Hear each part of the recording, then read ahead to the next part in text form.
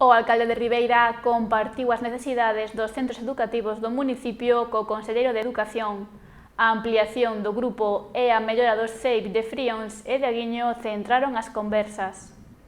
O alcalde de Ribeira está a manter unha serie de reunións cos responsables de outras administracións. Nesta ocasión, xuntouse co conselleiro de Cultura e Educación, Román Rodríguez, e expúsolle varios temas, entre eles a mellora das infraestruturas dos CEIP de Frións e o Heroínas de Sálvora de Aguiño. Expuxen o que era a situación do municipio, que pensaba que podían ser tamén solucións a algún dos problemas que lle manifestei e, polo tanto, repasamos en conxunto tanto algunha situación en que creíamos que podía estarse incumplindo algún catálogo e, lóxicamente, comprometeuse a estudialo. Outro dos temas que me preocupaban son as infraestructuras en colexios, algunha que pensamos que ten que ir adiante,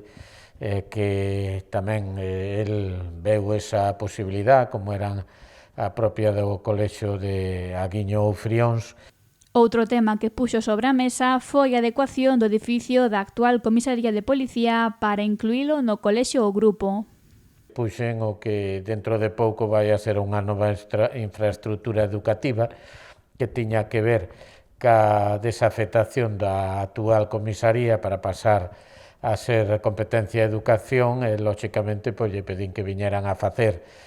xa estudio do que ali hai para poder redactar o proxecto que faga que canto antes pudera agruparse ao resto dos edificios escolares, incluso con unha comunicación entre todos eles, non?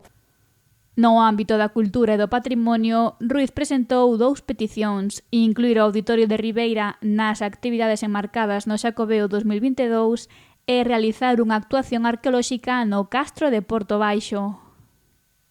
Pedín o que se nos tuvera en conta no que tiña que ser a súa programación de cara ao Xacobeo 22 e, sobre todo, que tamén o novo auditorio como infraestructura que podía servir para outro tipo de actuacións que hasta agora non podíamos ser beneficiarios por non contar con un espacio que si esperamos poder contar